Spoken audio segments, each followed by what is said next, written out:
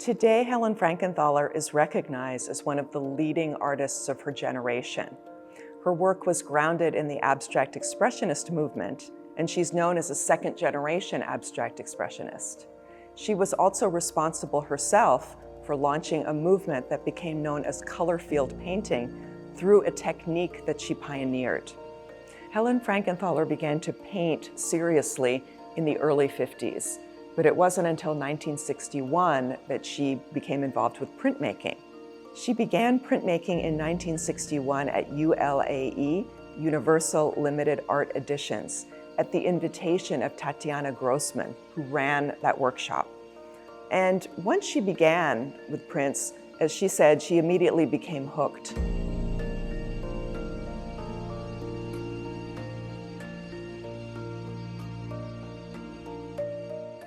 Her first experiments with woodcuts were not too different from her paintings in terms of their visual appearance.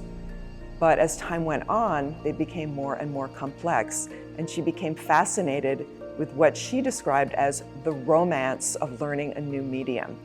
In the mid-1970s, she was approached by Kenneth Tyler, who had the Tyler Graphics workshop, to begin working with him. And initially, she wasn't so sure she wanted to work with Kenneth Tyler because she felt that his workshop was almost too large and almost industrial in character, and she wasn't sure she would feel comfortable in a place like that. But over time, he convinced her, and they began a productive collaboration which lasted altogether 26 years. The longevity of that partnership and its creative collaboration is a testament to how well Frankenthaler and Kenneth Tyler worked together over the years. She described that how in Kenneth Tyler, she found a kindred spirit of a no-rules approach. For Frankenthaler, that idea of no rules, ignoring the rules, setting them aside so that an unknown result could be achieved was all important, and she found that Ken Tyler shared that sensibility. Kenneth Tyler described his working relationship with Helen Frankenthaler as a kind of wonderful, confrontational, and trusting relationship that was all about expanding the boundaries of her printmaking. It's exciting to see this exhibition presented in Singapore and at STPI in particular. Helen Frankenthaler's work has been seen only twice before in Singapore because STPI extends the legacy of the Tyler Graphics workshop. It's also extremely interesting and relevant to have her prints showcased here in a place where the actual presses that were used by Kenneth Tyler and his workshop to create many of Helen Frankenthaler's prints are also housed and are used today in an experimental practice that continues that spirit of creative collaboration that characterized Tyler Graphics. STPI does an incredible job of continuing that ethos of experimentation and creative collaboration. Behind me, people can see an example of one of the artworks in the exhibition that I think is particularly interesting and innovative. It's an example of the Gateway series of freestanding screens that Helen Frankenthaler made in 1988. It was a very lengthy and challenging process to arrive at works that have been described as a combination of part print, part painting, and part sculpture. Working with the foundry, she and Ken Tyler and the craftspeople at the foundry were able to realize these freestanding screens, and Frankenthaler was able to paint on bronze for the first time. The weight of the bronze makes the objects, extremely difficult to maneuver. But once they are set up and put into place and people are able to walk all around them, as I hope everyone will do in the exhibition, you can really appreciate how the different parts cohere to create a work that, as Frankenthaler wished, seems to appear as if it were born all at once. The components are so different one from another. The colors of the prints, which are so vibrant, contrast with the color on the reverse, which is very deep and rich and beautiful, and where you have many marks made by Frankenthaler's own hand that range from the geometric to the organic. Freefall is typical of Frankenthaler's work in that it is suggestive of a kind of emotion or feeling or mood, perhaps of something that begins in landscape.